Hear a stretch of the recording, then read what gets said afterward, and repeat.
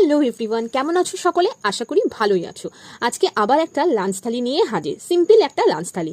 তো শীতকালে যেমন প্রত্যেকের বাড়ির প্রধান সবজি ফুলকপি বাঁধাকপি, সেরকম গরমের হচ্ছে পটল। যতদিন গরম থাকে পটলও সেই একইভাবে থাকে। তো এই পটলের সিজনে বাড়িতে মোটামুটি পটলের সমস্ত রকম আইটেমই খাওয়া হয়েছে, শুধু পটল চিংড়ি এইবার একদিনও রান্না হয়নি।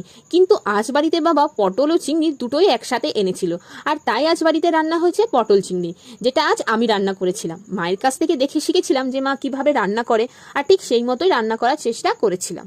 আর সত্যি বলতে খুব একটা খারাপ রান্না কিন্তু করিনি। মা বাবা দাদা সকলেরই খুব ভালো লেগেছিল খেতে, আর আমারও নিজের। খুব কম সময়ই এমন হয় যখন আমার নিজের রান্না নিজের ভালো লাগে, তো এটা সেই রকমই ছিল। তো লেবু টেবু কাঁচা পেঁয়াজ লঙ্কা দিয়ে মেখে খেতে তো বেশ ভালোই লাগছিল। ডাল ভাত তরকারি সবকিছু বেশ করে একসাথে মাখিয়ে আমি তো জম্পেশ করে খেয়েছিলাম। বাট একবার করে নিয়ে আমাদের তো মন ভরেনি, তাই আমি আর আমার দাদা আরও একবার করে নিয়েছিলাম এই পটল চিংড়ি। এমনিতে পটল দেখলে আমাদের জ্বর আসে, তবে পটল আর চিংড়ি একসাথে রান্না হলে তখন পটলের সম্মানই আলাদা, তখন চেয়ে চেয়ে পটল খাওয়া হয়।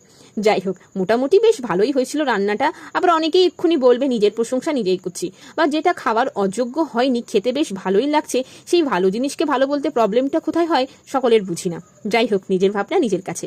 তো খুবই ভালো আজকে একটা খাওয়া দাওয়া হলো। ভিডিওটা ভালো লাগলে প্লিজ একটা লাইক করে দিও। Thank you.